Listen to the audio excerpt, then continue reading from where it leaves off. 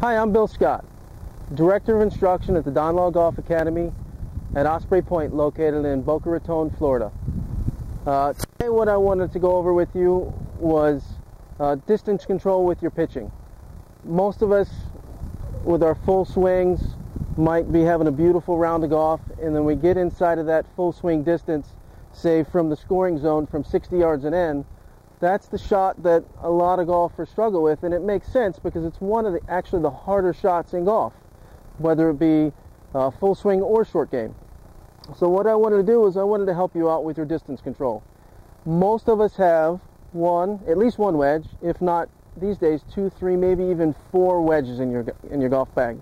So what I wanted to do was teach you a few different arm positions, as well as go into a little bit about the basics of the setup for pitching. Big firm believer in setting up to the golf ball. So what I wanted to do is there's 4 things that you're responsible for prior to even hitting a golf ball. A, you have to have a certain way that you grip the golf club. B, you have to have your aiming of your club face down and the alignment of your feet down correctly. B, you have to have some form of athletic posture. And D, you have to play the ball in a certain position in your stance. And we're going to keep the setup very, very basic today. Again, simple means you're going to have lower scores. So we're going to take it right at the top of the list. When pitching the golf ball, you want to make sure you use your regular full swing grip. And for higher pitch shots, you want to use the full length of the golf club. In other words, you don't want to have more room for more than just one more finger here at the top, just like your full swing. If you want to have lower, more controlled shots, I would recommend that you move your hands down about midway down the grip. So again, in keeping it simple, move your hands up the grip if you want to hit a higher, softer shot. Move your hands down to the middle of the grip if you want to hit a lower, more controlled shot. Second thing that I want to go into is I want to go into the aiming and the alignment. We want to make sure that we point our club face, just like we would the full swing. We want to aim it right where we want the ball to land. Next, and most importantly, we want to make sure that we aim our feet at a minimum of parallel to the target. Now, I recommend that you open your stance slightly. Maybe you open your stance, aiming yourself, 3 or 4 yards to the left of your target. What that does is helps you get your weight settled into your forward foot, which we'll go over when we get into posture. And it also opens your body up to the target line, allowing for a smoother, more free weight shift when we start getting into the different types of pitch shots. The third thing that we want to go through is actually athletic posture, and I alluded a little bit to that just a minute ago. We want to make sure that our weight is forward, balanced over our forward foot. For you righties, like me, it's going to be over your left foot. For us lefties, it's going to be over your right foot. So again, when you get set, and I'm a big believer, and again, keeping it simple, put yourself in the position you'd want to be when you're making impact with the golf ball, the moment of truth. So we might want to set as much as 60, 70, maybe even 80% of our weight onto our forward foot. Go ahead and set it there and leave it there for the entire swing. Knees slightly bent, and again, hips pushed back and weight forward. The last thing that we want to cover is we want to cover ball position. And again, in keeping the theme, keeping it simple for you, we want to play the ball in the middle of our stance.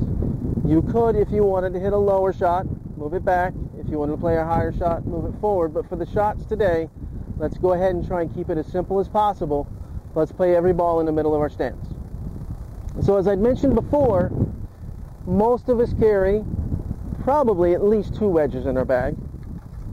I myself, I carry 3. I carry a pitching wedge, standard with all sets, a 56-degree sand wedge, and a 60-degree lob wedge. So the shot that I'm going to help you create today, I'm going to give you 3 different arm positions.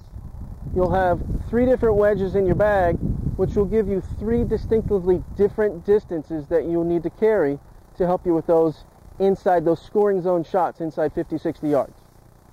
And so the first position I want to go over, and again, I'm going to take my grip alignment, my posture, and my stance.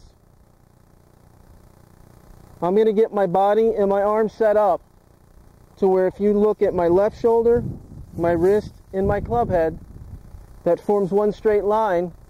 I put my right hand on the golf club, if you look at both arms in the golf club, that forms the letter Y. That's the letter Y setup that we're going to have throughout the entire setup process with all the pitch shots that we're going to learn today. For the first one, it's going to be a very small swing. It may be very much a swing that resembles a lengthy putt, maybe 30, 40 foot putt on the putting green. And you're going to maintain your Y on your backswing and your follow through. So again, you get yourself set. I have my grip set, my ball position, my posture. And I'm going to take it back, maintain my Y back, and maintain my Y through, trying to make sure that I finish with my belly button finishing closer to the target, as well as my golf shaft and my wedge pointing to the target.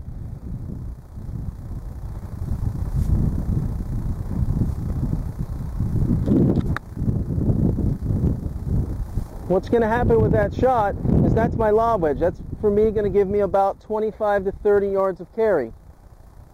It's going to hit the green, bounce and roll. I like to think with a lob wedge you're going to get about 60% air time, 40% roll time.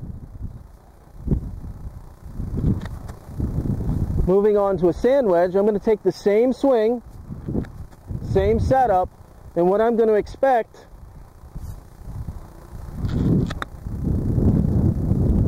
is that I get a ball that rolls, that flies about 5 yards further. And again, it's also a little bit lower lofted club than the previous, so it's going to hit and it's going to release and roll a little bit more than the lob wedge. And then I'll move into my pitching wedge. And I'm going to make the same swing again, just about waist high to waist high, making sure to be careful to maintain my Y setup position throughout.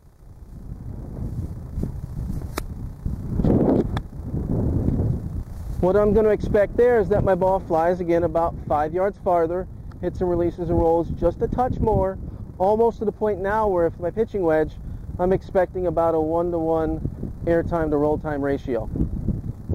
So that's one swing, 3 different clubs, 3 different distances. Back to my lob wedge. The next position back, again going on the same setup I did before, same letter Y, I'm going to take my golf club back until my left shoulder, wrist, and club head form a V. And I'm going to follow through, and I'm going to make sure it matches up, right shoulder, right wrist to club head, into a soft V. So the shot is going to look something like this.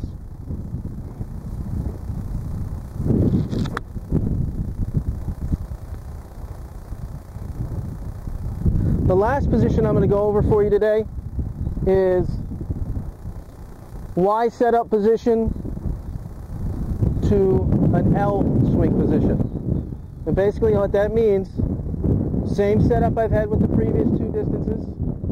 I'm going to take my golf club back until my left arm and golf shaft form a Y. At this point my hands are fully hinged. Until my follow through, I fully release through to where my right arm and golf shaft form an L. Give you an example here.